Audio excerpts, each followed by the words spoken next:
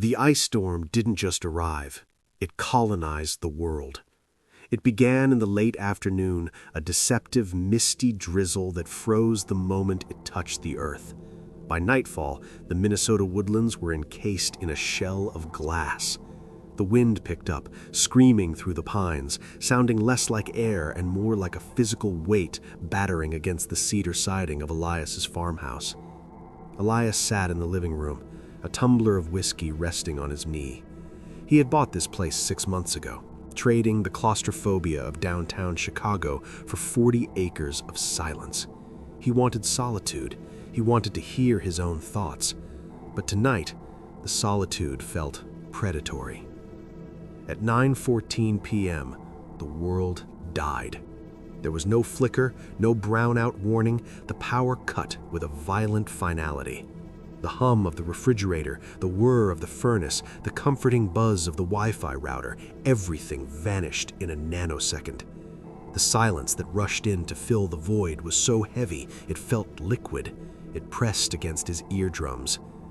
Elias sat in the sudden absolute dark. The only light came from the blue glow of his phone screen, casting long, erratic shadows against the vaulted ceiling. "Great," he muttered, his voice sounding too loud in the dead room. He stood up to find a flashlight, but the house felt different now. Without the circulation of warm air, the atmosphere was already changing. The temperature wasn't dropping fast, but the pressure felt wrong. The house, usually a sanctuary of timber and stone, now felt like a vacuum sealed tight against the chaos outside. He wrapped a heavy wool blanket around his shoulders and sat back down. The signal on his phone dropped to 1 bar, LTE barely hanging on. The storm was chewing up the cell towers. He decided to wait it out. He closed his eyes, listening to the house settle. The wood contracted in the cold, popping like distant gunfire. Crack. Groan. It was the sound of a ship at sea straining against the ocean.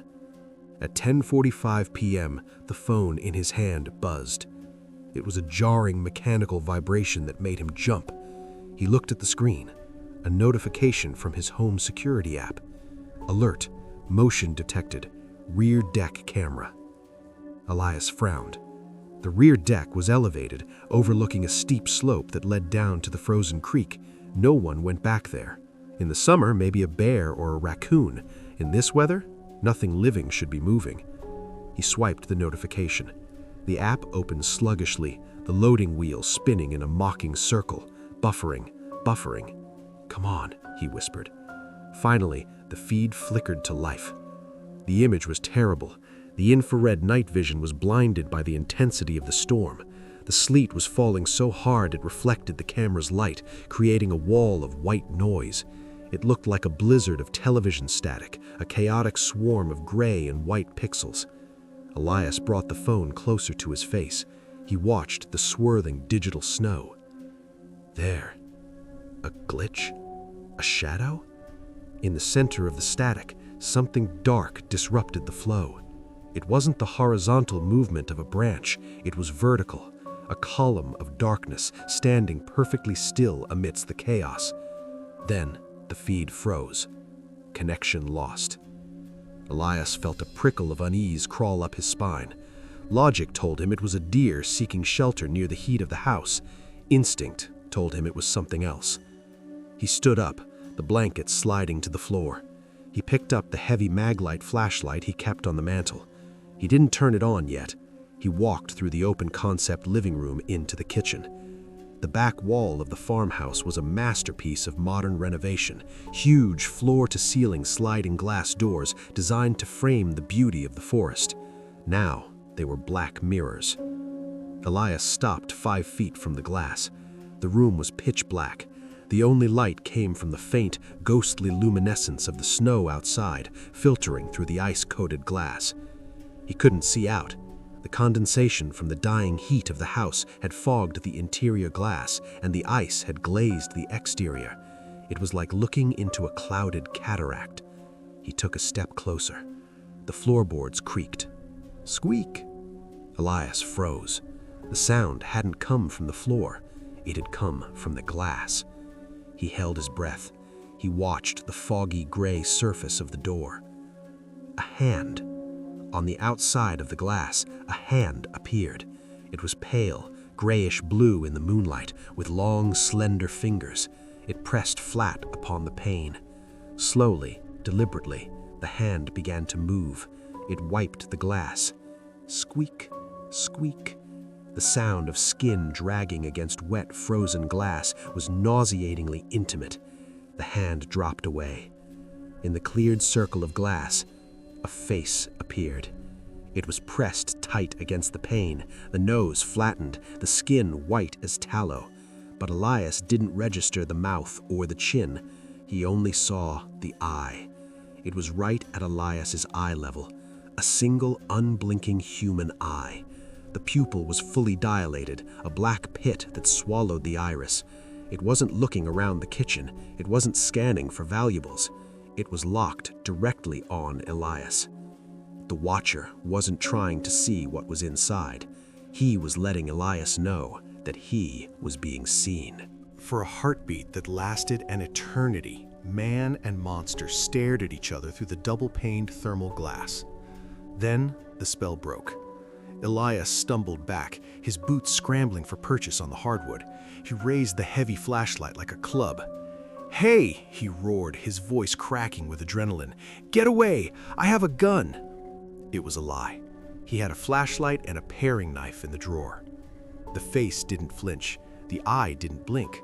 The stranger simply stood there, separated by half an inch of glass, observing Elias's terror with the detachment of a scientist watching a rat in a maze. Then the handle of the sliding door rattled. Clack, clack, clack. The metal latch held. The intruder wasn't trying to break it. He was testing it, casually. "I'm calling the police," Elias screamed, backing into the hallway. The face slowly pulled away from the glass, fading back into the swirling white static of the storm. But the intruder didn't run. Elias didn't hear the frantic stomping of a retreat. Instead, he heard a slow, rhythmic crunching. Crunch, crunch, crunch. Heavy boots walking on frozen snow. The sound moved to the left, toward the dining room windows. Elias bolted to the front door, checking the deadbolt. Locked. He ran to the mudroom, locked. He felt like a captain on a sinking submarine, checking the hatches while the water pressure rose outside. He dialed 911. The call failed. Call failed. "No, no, no," he hissed. He moved to the center of the house, holding the phone up like a holy relic, praying for a signal. One bar flickered. He dialed again. 911, what is your emergency? "There's a man outside my house," Elias whispered, huddled in the hallway. "I'm at 440 Blackwood Lane. He's trying to get in." "Sir, are you safe right now? Is the door locked?" "Yes, but the power is out. He's circling the house. I can hear him." "Okay, listen to me. The storm has caused major accidents on County Road 9. The roads are sheets of ice." The dispatcher's voice was calm, but there was a tightness to it. "We are dispatching a unit, but the ETA it's gonna be a while. 40 minutes, maybe an hour." "I don't have an hour," Elias hissed. Smash! The sound of shattering glass came from the guest bedroom on the north side of the house. Elias dropped the phone. He didn't wait to see if the intruder was climbing in. He sprinted into the bathroom, the only room with no windows, and slammed the door. He locked it and slid into the bathtub, pulling the shower curtain closed. He gripped the mag light with both hands, his knuckles white. He listened. The wind howled, the house groaned, but under those sounds, there was something else. The faint, wet sound of movement. Was it snow falling off the roof, or was it wet boots on the hardwood floor? Time lost all meaning. Every creak of the house was a footstep. Every gust of wind was a hand trying the doorknob. Elias sat in the dark, shivering violently, his mind playing loops of that eye, that wide, dilated pupil staring into his soul. Why didn't he enter? If he broke the window, why wasn't he banging on the bathroom door? The psychological torture was worse than the violence. The intruder was taking his time. He was enjoying the fear. 30 minutes passed, 40. Then blue and red lights flashed against the frosted skylight above the shower. Elias sobbed. He scrambled out of the tub, unlocked the bathroom door, and ran into the living room, threw open the front door just as a state trooper was walking up the icy steps, hand on his holster. "He's here! He broke the window!" The trooper and his partners swept the house. They found the guest bedroom window shattered, a brick lying on the carpet amidst shards of glass and snow, but the room was empty. They checked the perimeter. The woods were silent. The storm was beginning to break, the moon casting a cold, dead light over the property. "He's gone," the older trooper said, holstering his weapon. He stood in the kitchen, his radio crackling. "Probably a drifter or a junkie looking for heat. Got scared when you screamed, broke a window out of spite, and ran off when he saw our lights." Elias leaned against the kitchen island, shaking uncontrollably. He poured himself a glass of water, spilling half of it. "He was just watching me," Elias murmured. "At the glass door." "Let's take a look," the trooper said. They walked to the sliding glass wall. The trooper clicked on his heavy-duty tactical light. The beam cut through the glass, illuminating the deck outside. The trooper went silent. "What?" Elias asked. "What is it?" "You said the power went out at 9:15, the trooper asked, not looking away from the floorboards at the deck. "Yeah. And you called us around 11. "Yes." The trooper opened the sliding door and stepped out into the bitter cold. He pointed his light on the snow on the deck. "Come look at this." Elias stepped out. The cold wind bit his face. He looked where the light was pointing. The snow on the deck was pristine and white, except for the area directly in front of the glass door. There wasn't a single set of footprints leading up to the door and then running away. The snow was trampled, packed down tight into a hard, icy layer. There were hundreds of boot prints overlapping each other, shifting weight from left foot to right foot. "It didn't just walk up when your motion sensor triggered," the trooper said, in a voice dropping to a whisper. He shined the light on the layers of ice that had formed over the boot prints. Based on the ice accumulation on these tracks, this guy was standing right here for at least 2 hours. Elias felt the blood drain from his face. "But the lights were on. I was watching TV." The trooper turned to Elias, his expression grim. "Exactly. He was standing here in the dark, in the freezing wind, watching you while your lights were on. He didn't trigger the camera because he was standing perfectly still." The trooper looked back at the black woods. "He didn't attack because the power went out, son. He was standing there waiting for it to happen. He watched you for 2 hours, just waiting for you to be alone in the dark." The notification chimed at 1:14 a.m., a bright, cheerful sound that cut through the stale air of Marcus's Honda Civic. He was parked in the empty lot of a 24-hour Burger King, trying to conserve heat. The engine idled roughly, the heater blasting lukewarm air that smelled of old cigarettes and fries. It was a Tuesday night in February, and the Chicago suburbs were locked in a deep freeze, the kind of cold that makes the air hurt to breathe. Marcus rubbed his tired eyes and looked at the phone mounted on his dashboard. New order, Dash It delivery. Payout, $45, includes high-demand tip. Distance, 4.2 miles. Restaurant, Burger King, current location. $45 for a fast food run? Marcus frowned. In the gig economy, high payouts usually meant one of two things: a massive catering order or a destination nobody else wanted to drive to. He tapped the map. The pin dropped in the Hollows. He sighed. The Hollows was a sprawling luxury development on the edge of town that had gone bust during the last recession. Half the mansions were finished and occupied by recluses. The other half were rotting skeletons of timber and Tyvek, abandoned by the developers. It was a maze of winding, unlit streets where GPS signals went to die. But rent was due in 3 days. Marcus tapped accept. He went inside, grabbed the greasy paper bag and a large vanilla milkshake, and headed back to the car. The wind whipped across the parking lot, stinging his cheeks. The drive was eerie. As soon as he left the commercial strip with its neon signs and streetlights, the world turned gray. The Hollows didn't have streetlights yet. The roads were narrow ribbons of black ice winding through empty fields and half-built houses that looked like broken teeth against the night sky. He turned onto Oak Shadow Lane. The tires crunched on the frozen snow. The destination was at the very end of the cul-de-sac, 204 Oak Shadow Lane. It was a finished house, a massive modern colonial structure painted a dark slate blue. It loomed against the stars, completely dark. No porch light, no landscape lighting, no warm glow from a TV in the window. It looked dead, not sleeping, dead. Marcus pulled up to the curb, leaving the engine running. He checked the delivery notes again. Instructions: driveway is sheer ice. Do not attempt to drive up. Park on street. Walk up to the porch. Leave the food on the welcome mat. Do not knock. Do not ring the doorbell. Do not look through the windows. Just leave it and go. Rich weirdos, Marcus muttered, zipping his parka up to his chin. He grabbed the food and the freezing milkshake. He stepped out of the car, instantly regretting his choice of sneakers. The cold bit through the canvas. He navigated the frozen lawn, avoiding the driveway, which looked like a black mirror of ice. The house seemed to grow larger as he approached. The silence was absolute. No dogs barking, no distant highway hum, just the wind whistling through the unfinished rafters of the neighboring skeleton house. He reached the front porch.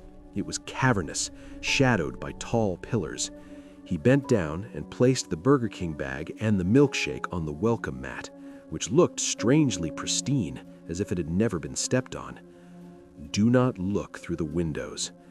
It was a stupid instruction. If they hadn't written it, Marcus wouldn't have cared. He would have dropped the food and ran back to the warmth of his car. But the command triggered a primal, rebellious curiosity. What are you hiding? As he stood up, he turned to his right. A massive bay window dominated the front of the house. It was floor-to-ceiling glass, completely uncurtained. Marcus hesitated. He glanced back at his car, its headlights cutting lonely beams through the dark. Just one look. He stepped closer to the window. He cupped his hands around his eyes to block the reflection of the snow and pressed his face near the cold glass. His eyes adjusted to the gloom inside. The room was enormous, vaulted ceilings, a grand fireplace, but it was completely empty. No furniture, no carpets, no light fixtures, just bare drywall and hardwood floors that stretched into the darkness. It looked like no one had lived there for years, except for the center of the room. Standing in the exact center of the vast, empty living room was a figure. It was a male mannequin. It stood facing the back of the house, away from the window. It was dressed in an old-fashioned tuxedo, the black fabric dusty and ill-fitting. The mannequin was rigid, arms pinned stiffly to his sides, its bald plastic head staring at the blank wall. Marcus let out a short, nervous laugh. Okay, artsy. He stepped back, shaking his head. It was creepy, sure, but also kind of pathetic. Probably some rich kid squatting in their parents' investment property, trying to be edgy. "Enjoy your burger, dummy," Marcus whispered. He turned his back on the window and started walking down the porch steps. The wind picked up, swirling snow dust around Marcus's ankles. He hurried across the frozen lawn, head down, eager to get away from the silent house. He was halfway to the street when it happened. His right foot found a depression in the lawn hidden by the snow. His ankle rolled and his weight shifted onto a patch of hidden ice. Marcus went down hard. He slammed onto his side, his elbow cracking against the frozen earth with a sickening thud. "Ah, damn it!" he hissed through clenched teeth. Pain radiated up his arm, sharp and hot. He lay there for a moment, squeezed his eyes shut, waiting for the wave of nausea to pass. The cold ground seeped into his jeans instantly. "Stupid," he grunted. "Stupid, stupid!" He rolled onto his back, gasping for air. From this position, lying in the snow, he had a clear view of the house again. The porch, the front door, and the massive bay window. Marcus froze. The pain in his arm was forgotten. The bay window. The mannequin was gone. The center of the room where the figure had been standing just 30 seconds ago was empty. The moonlight spilled across the bare floorboards, revealing nothing but dust. Marcus blinked. He shook his head, thinking the fall had rattled his brain. Did I imagine it? Was it a shadow? He squinted at the dark glass. Then he saw it. The mannequin hadn't vanished. It had moved. It was now pressed flat against the bay window. It wasn't standing back in the room. It was right up against the glass. Its plastic palms were pressed against the pane, fingers splayed wide. The dusty tuxedo jacket was bunched up at the shoulders, and it was looking down. The head was tilted at a sharp, unnatural angle, staring directly at the spot on the lawn where Marcus lay. The face was a smooth, featureless plastic oval with painted eyes, but the posture screamed of intent. It was observing him. It was watching him suffer. Marcus felt a scream build in his throat, but it died there, choked off by pure lizard brain terror. Mannequins don't move. Plastic doesn't walk. And then the impossible happened. The mannequin's right hand, the hard plastic hand pressed against the glass, lifted a finger. Tap. It tapped the glass, a dull, hollow sound that carried across the silent lawn. Tap. Tap. It wasn't a mechanical twitch. It was a rhythmic, deliberate signal. I see you. Marcus scrambled backward. He didn't care about the ice anymore. He crab-walked through the snow, kicking his heels into the frozen dirt, his eyes locked on that window. The mannequin didn't move again. It just stayed there, pressed against the glass, that tilted head mocking him. Marcus got to his feet, slipped, caught himself on the hood of his car, and threw himself into the driver's seat. He slammed the door and locked it in one fluid motion. He jammed the key into the ignition. The engine roared. He threw the car into drive, tires spinning on the slick pavement, the smell of burning rubber filling the cabin. He fishtailed away from the curb, speeding down the cul-de-sac. He checked the rearview mirror. The house was shrinking in the distance. The window was a dark square. He couldn't see the figure anymore. But as he sped past the unfinished skeleton houses, their plastic Tyvek wrapping flapping violently in the wind, he had the unshakable sensation that something was running alongside the car. Something stiff, something in a tuxedo, moving with impossible speed through the snow. He didn't slow down until he hit the main highway 5 miles away. He pulled into a brightly lit gas station, his heart hammering against his ribs like a trapped bird. He sat there for 10 minutes, just breathing, gripping the steering wheel until his hands hurt. He needed to report this. He needed to tell someone. The customer was dangerous. He grabbed his phone. He opened the Dash It app. Order status? Canceled. Reason? Customer canceled. What? Marcus whispered. I delivered it. He looked at the payout. $0, 0 cents. Rage flared, momentarily overpowering the fear. Had he driven all the way out there for nothing? Then, a notification popped up from Zillow, the real estate app he used to dream scroll through apartments. It was a location-based alert. New listing near your location, 204 Oak Shadow Lane. Marcus had finger hovered over the screen. He tapped it. The listing loaded. It was a photo of the house taken in the summer, bright and sunny, but the windows were boarded up. Status? Bank-owned/foreclosure. Price, $450,000 as is. Notes, property has been vacant for 24 months. Interior stripped of all copper and wiring, no utilities connected. Do not enter unsafe structure. No utilities? Marcus stared at the phone. If there were no utilities, there was no heat.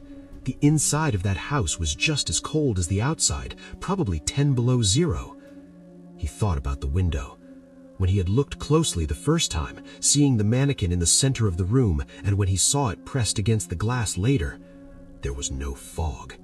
If a human in a suit had been standing there, breathing, the glass would have steamed up instantly in the freezing cold. But the glass was clear. Whatever was in there wasn't breathing.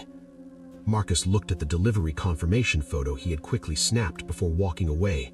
He zoomed in on the porch. The mat was empty.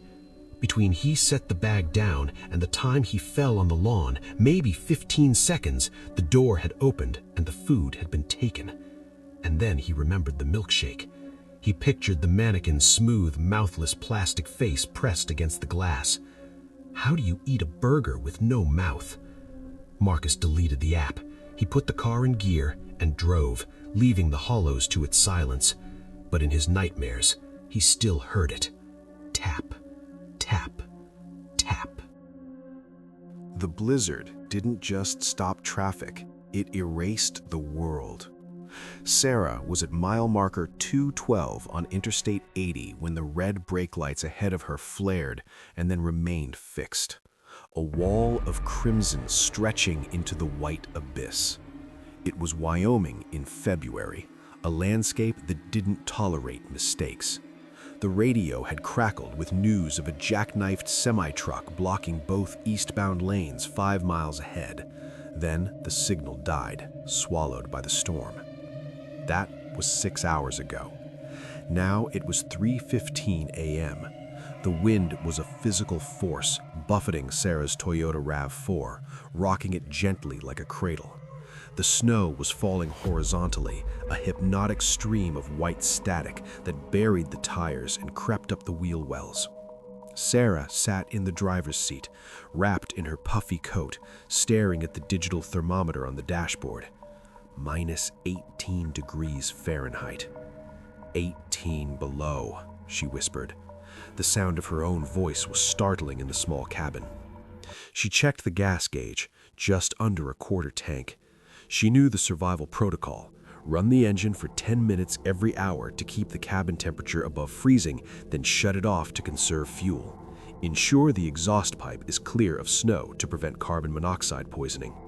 She turned the key. The engine shuddered and died. The silence rushed in instantly, a heavy, suffocating silence broken only by the relentless hiss of snow against glass.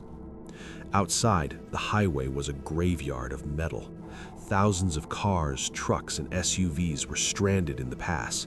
Most were dark, their occupants sleeping or conserving battery. Occasionally, the flare of a lighter or the glow of a phone screen would illuminate a face in a neighboring car. It was a strange, ghostly community. Hundreds of people within touching distance, yet completely isolated in their own freezing bubbles. Sarah rubbed her arms, trying to generate friction heat. The cold was insidious. It seeped through the floorboards, through the glass, through her boots. She looked in the side mirror. Movement. It was subtle at first, a dark shape detaching itself from the shadow of a semi-truck 3 car lengths back. Sarah squinted. Who would be outside in this? A man walked into the narrow corridor between the line of stopped cars and the concrete median barrier. He was walking with a strange, jaunty rhythm, his arms swinging loosely at his sides. As he passed under the faint glow of a truck's running lights, Sarah gasped. He was wearing a white t-shirt, just a thin cotton Hanes undershirt, and blue jeans. No coat, no hat, no gloves. "Oh my God," Sarah whispered. She had read about this. Paradoxical undressing. It was the final stage of severe hypothermia. As the body shuts down, the blood vessels dilate, creating a sudden, intense sensation of burning heat. Victims of freezing often stripped off their clothes in a delirious attempt to cool down moments before they died. She reached for the door handle. She had a wool blanket in the trunk. She had to help him, but her hand froze on the latch. The man wasn't stumbling, he wasn't shivering, he wasn't hugging himself against the biting wind. He was strolling. He stopped at a dark Ford F-150 2 cars back. He turned to face the driver's side door. He didn't knock, he didn't wave his arms. He simply reached out and tried the handle. Clunk. Locked. He stood there for a second, staring at the dark tint of the window. Then he moved to the next car, a sedan. He grabbed the handle. Clunk. Locked. He wasn't looking for help. He was checking locks. Sarah's heart began to hammer against her ribs. She hit the lock button on her door, hearing the reassuring thud of the bolts sliding home. She checked it again. The man was getting closer. He was at the car right behind hers now. He peered into the back window, shielding his eyes, not from the snow, but from the glare, as if he were window shopping. He turned. In the red glow of her taillights, he looked directly at Sarah's side mirror. He saw her watching him. A smile spread across his face. It wasn't a smile of relief or greeting. It was a mechanical, anatomical distortion. His lips pulled back too far, exposing gums that looked black in the dim light. It was a smile that didn't reach his eyes. He began to walk toward her car. Sarah pressed herself against the passenger door, putting the center console between her and the driver's side window. She fumbled for her phone, but she knew there was no signal. The bars were empty. The man stepped up to her window. Up close, he was a nightmare of wrongness. His skin wasn't blue or pale from the cold. It was a waxy, translucent yellow, like old parchment. He had no eyebrows, just smooth ridges of bone. His eyes were wide, lidless circles, watery and fixated. He leaned down, his face inches from the glass. He didn't say a word. He didn't shiver. There was no steam coming from his mouth or nose. A man in a t-shirt at 18 below zero should be exhaling clouds of vapor. He should be convulsing. He reached into the back pocket of his frozen jeans and pulled out a piece of cardboard. It was jagged, torn from a shipping box. He pressed it against the window. Written in thick, shaky black marker were words that made Sarah's blood turn to ice. "Let me in. I am cold." Sarah stared at the sign, then at his face. He was still smiling, that impossible splitting smile.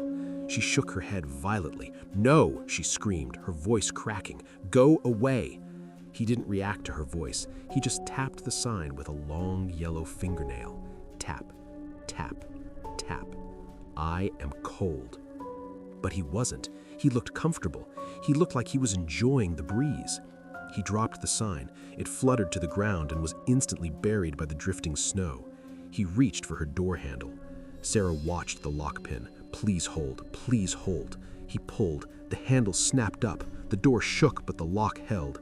He didn't pull again. He didn't pound on the glass or try to break it. Instead, he leaned his forehead against the window. He pressed his face right up against the glass, his eyes rolling up to look at her from under his brow. And then he started to hum.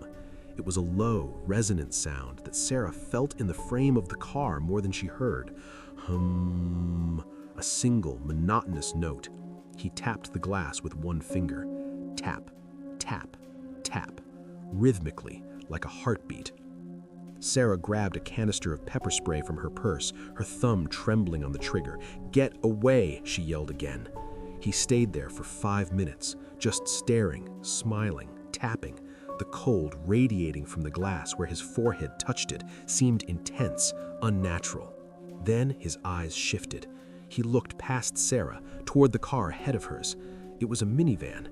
A "baby on board" sticker was plastered on the rear window. Through the glass, Sarah could see the silhouettes of 2 children sleeping in the back seat, bundled in blankets.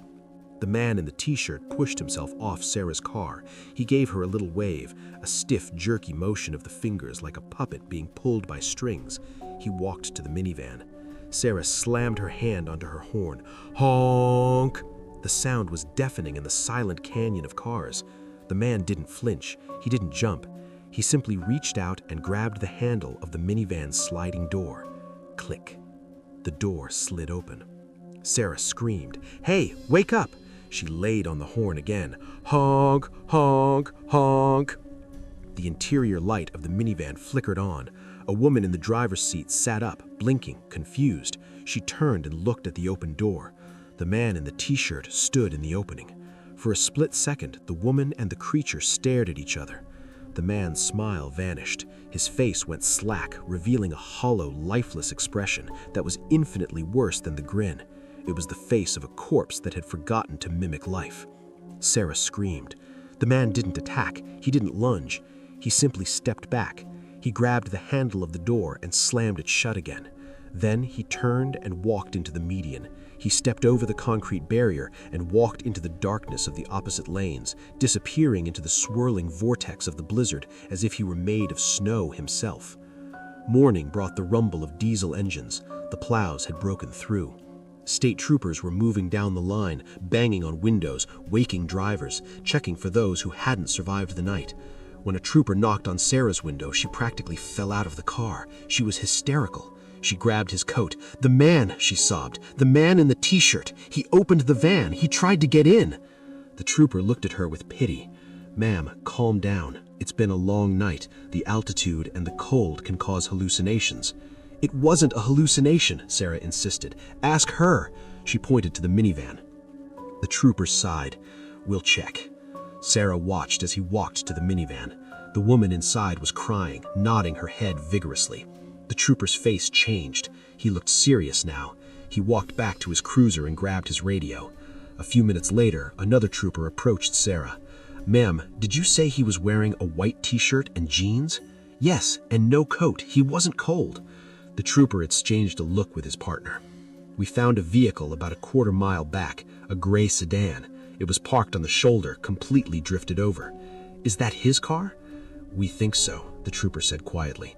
"It was reported stolen 3 days ago in Cheyenne." "Where is he?" Sarah asked, looking at the median.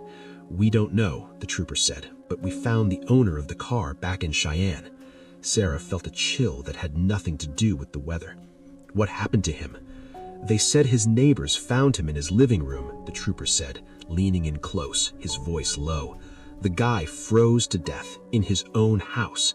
The thermostat was set to 75 degrees. The furnace was running, but the coroner said his body was frozen solid, like he'd been submerged in liquid nitrogen." The trooper looked out at the endless white expanse of the Wyoming plains. "They said he was naked," the trooper whispered, "and he was smiling. They couldn't wipe the look off his face." Sarah got back in her car. The traffic began to crawl forward. As she drove, she glanced at her passenger window. There, on the glass, was a greasy smudge where a forehead had rested, and in the center of the smudge, 3 distinct points.